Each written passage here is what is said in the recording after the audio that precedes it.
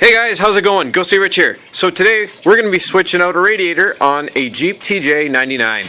So as you can see here, we have our radiator cap off. That way we have good airflow. Make sure that when you pull this off that your engine is cold. If you take it off after you've been driving for 500 kilometers, you're going to feel it. It's going to hurt, so don't do it. Okay? So after you get that off, you're going to go underneath your Jeep. You're going to get yourself a big bucket, and you're going to see, not steamy fluid at first, but there's going to be a hand opener upper, as I like to put it, but it's just basically a hand toggle. You're going to unscrew it, and then all the fluid is going to pee out to right here into this bucket. Again, be careful with this. You don't want that crap in your eyes because it's not nice, and also you don't want to leave this stuff lying around because if you do, and your dog or your cat eats it, they're dead. Any fluffy is dead. That's the best way to put it. So, first you're going to want to drain this, and stay tuned for the next section where I'm going to be removing the hoses and the bolts. I'll show you the bolts and the hoses you need to remove. Alright. Hey guys, so, see that nipple?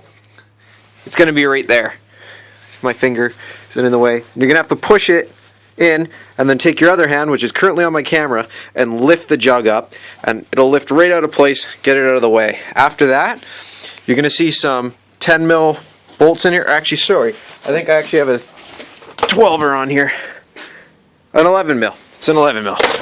So we got an 11 mil on here. We're going to be dropping these screws off the fan shroud because these are all going to be coming off. Because if you look at our new radiator, it comes with the new mounting points and everything, but we have to, of course, remove the fans so we can access the bolts properly in here. Alright, so that first thing you're going to want to do, get these bolts out for the fan shroud. After that, stay tuned for the next part. Hey guys, how's it going? So as you can see right here, we have the shroud forwards. All we had to do was remove those 4 bolts. But now, to get the shroud off without trying to deck around and probably break it, we're going to have to take this tube off. Again, before you take this off, you want to go down below and make sure that this is empty, your radiator. Otherwise, this could lead to destruction. A good way to make sure that most of the fluid is out, grab it and squeeze it. If this is actually really stiff, see how this is, I can squish it. If it's really stiff, there's either fluid in there or you really need to change this hose. Because when a tube is really stiff like that, it means that it could crack at any time. So it's actually time to actually replace this. Okay? So, from that point, you're going to need yourself some channel locks. We're going to be squeezing this and then pulling this back. So you're going to squeeze this with the channel locks and then pull back. Keep note of where this clip sits because you want it to sit in the exact same position so that way it sits in the same grooves, less chance of leaking. Alright, stay tuned for the next section. Hey guys, so as you can see here, we have the radiator mounts, which are now pulling off. There are 6 10 mils. There will be one there. Chris, can you move your hand for a second? And then you'll see number 2 and number 3 down there. You're going to have to remove 3 on each side. As you can see, they put this convenient hole here, and on the other side, the reason why you have to remove the fan shroud first is so you can access the bolts. So remove all 6 of these. Alright, stay tuned. Hey guys, how's it going? So next part you're going to have to do, see these 3? You're going to have to take them off. Again, keep note of the position. Do them just like I did before with the crescent wrench. You're just going to squish it and then bring it off. The next thing, of course, is after you do this, you don't need to cut that because if you have the shroud, this will push back with the shroud. You're all good. Be careful with these barbs. You might need to save them for your new radiator unless you're buying new barbs. So be very careful with them. So like I said, just squish, pull back. Stay tuned for the next section. Hey guys, so as you can see here, we have the radiator out. All you're going to do is remove those 6 bolts and have all the piping off. Basically do everything that I've shown you up to this point, and it'll pull out right from the top just like a card. Just pull it right out. So it's like so. And then we'll be putting the new one in. So first thing we're going to have to do though is with this radiator we got a package of barbs and stuff. So I'll be matching up the size of the barbs to the radiator, and then of course probably use some Teflon and stuff to make sure we don't get any leaks. So if you have Teflon tape, you're going to want that, and then I'll show you once I got the barbs on and which size of barbs I used. Like I said, just going to match them up with those, and then it's just going to be reassembling. The next thing you're going to also want is at least a 5 liter here. I grabbed 2 just to make sure because it says it takes 10 liters. Didn't know for sure, so I picked up 10 liters of antifreeze. Now you can either pick up just the, what do you call that now? You need you can pick up the premix, so you don't have to mix the water, but I'm going to be mixing ours with water today. So I have this, and I have an empty jug right there. I'm going to pour half this jug into that jug, fill half of this with water, and fill half of that with water, mix it up, and then pour it in.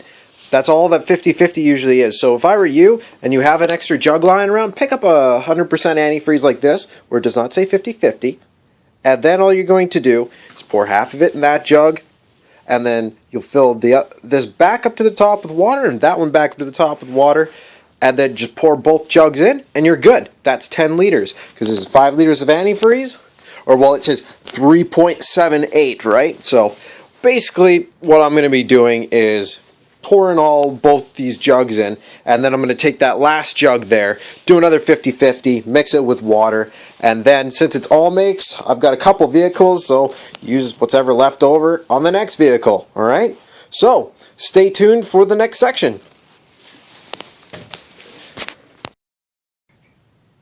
Hey guys, so here's our barbs. So what we're going to be doing is you know, righty tighty, lefty loosey when you're tightening these on.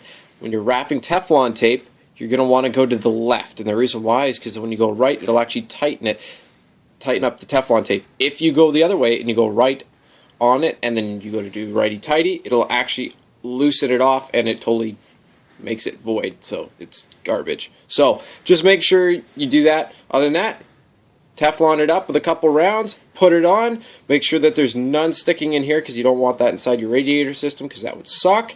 And then after you get these on, give these good snug on, you know, grab a wrench, get it around here, tighten them on.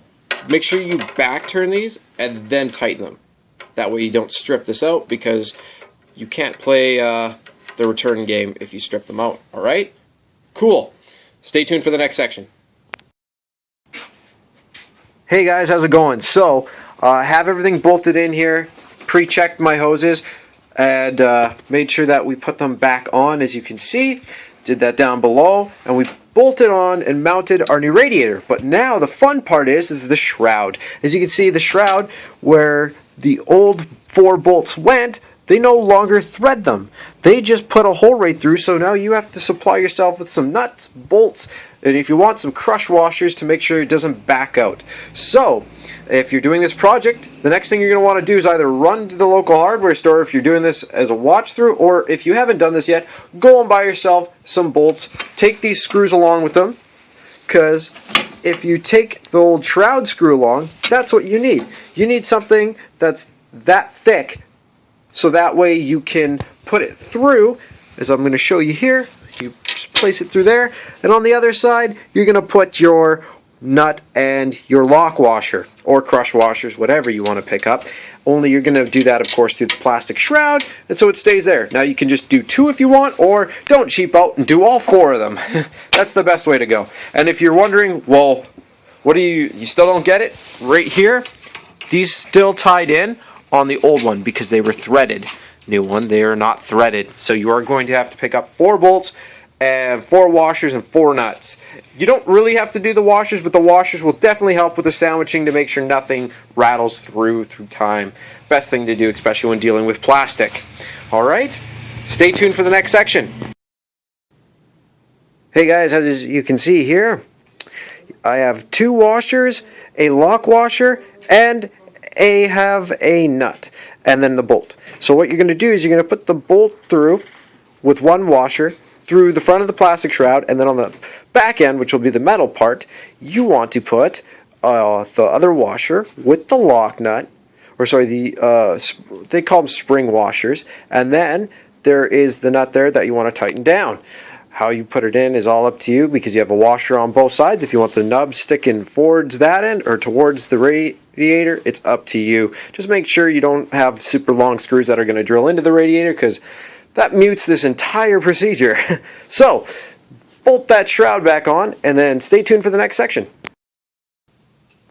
Hey guys, how's it going? So after you do your 50-50 mix with both bottles, I've already got that full bottle in, and I've got half of this one in. I'm gonna have to probably put in a bit more after I empty that, but as you can see, we've hit max capacity on here, and what we will have to do is start the vehicle, let it circulate, and get things going. But before you do this, you do not want to damage your system if you've drained a whole lot of fluid. So what you're gonna want to do is go up to pipes like this and squeeze them. It's known as burping them. And you're just gonna do this and try and make it make burpy noises. Up here isn't going to be too bad because that's like a return line. It's going to go into the top, right? Where you really want to do it is you want to get underneath, and then these ones on the very bottom, these small ones, these are pretty tight, but the big one,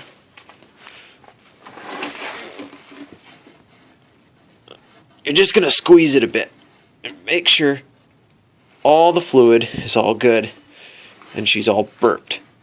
They're probably going to be pretty stiff already. There isn't a lot of problems with this. You majorly have to do this with sealed systems, but it's still a good idea because if there's an air bubble holding fluid, it's always a bad. So after you've checked, you're now going to want to start the engine and get her going.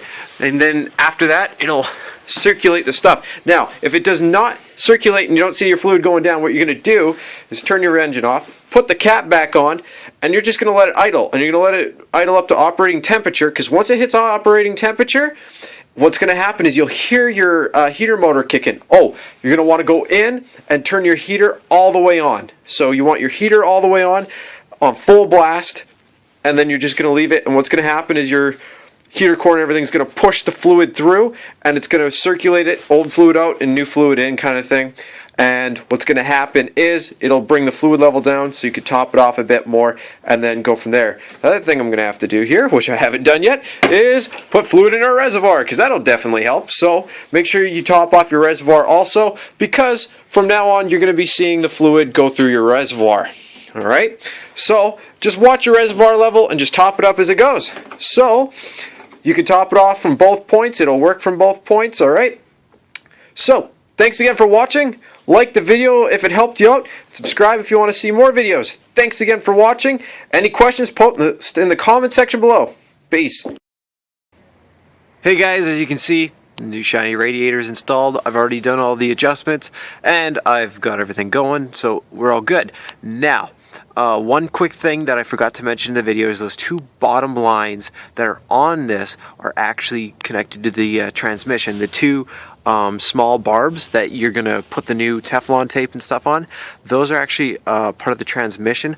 Ours, actually, that part of the radiator was broken and leaking into the regular radiator, so it was mixing with tranny fluid. So what I ended up doing is, after we got the tranny fluids all switched out, what I did was I also topped up the transmission and made sure our transmission fluids were topped up. So that's something you're going to want to do also. Hope that helped you out. Anyways, thanks again for watching.